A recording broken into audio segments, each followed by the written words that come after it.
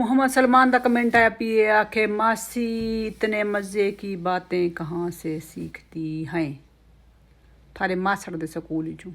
ठीक है ना बचड़ा ए जो जो सियासतदान रंग बिरंगे बह के कमेंट करेंदे बैठे होंदे वे ना कोई कुछ ते कोई कुछ ते कोई कुछ रोज़ को नवें तो नवा पैलेट आया बैठा होंदा इत्थां। ठीक है ना मेरे कमेंटां ते तो वजह थोड़े कमेंट दे दियां ना थोड़ियां यो जड़ियां दे दियां थोड़ियां ये सारे लिखे हुए वत आपे मासी का जरा दिमाग है ना वो वत 360 डिग्री ते घूम वेंदा है। ठीक है ना वत मासी के अंदर वो जरा सराइकी है ना वो अपना वो सराइकी जीन्स वो जाग वेंदे। ठीक है ना वत मासी को ओहो फड़ो गांदन के बस ना पुछ हूँ तो हाल लाला अल्लाह तेरी हियाती करे मैं तो हाले वो गल ही जी इन्हें फड़ोग ऑनलाइन कर दी ना मैं आखे हो सकते बाल बकाल सुनते बैठे होने आखे मासी एडी बिलजी है कुजी है कि तो फड़ोग करती बैठी है। ठीक है ना तो मैं हाले तो बहुत डिसेंट तरीके थोड़े कमेंटा का जवाब देंदी। ठीक है ना जिमें अल्लाह भला करी मेहरबानी तेरे कमेंट दी थी गई तो मासी जी है वो लैंग्वेज सेंसिटिव है बहुत सारा ही। ठीक है ना तो मैं यह कंटेंट बनाई जो लैंग्वेज का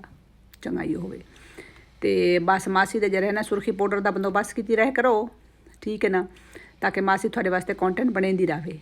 ठीक है ना एडी मुख्त मासी बा वीडियो बना के कमली थे पे सिर चिट्टा थी गया मासी का ना सुरखी पाउडर का टाइम है ना कश है उत्ते मैं टिप्स वाला डब्बा रखा होए मेरे ही दे उत्ते देखे ना राख खोल के मेरे ही ते उन्हें टिप्स दे ना कोई अन्न टक्का सट गए करो।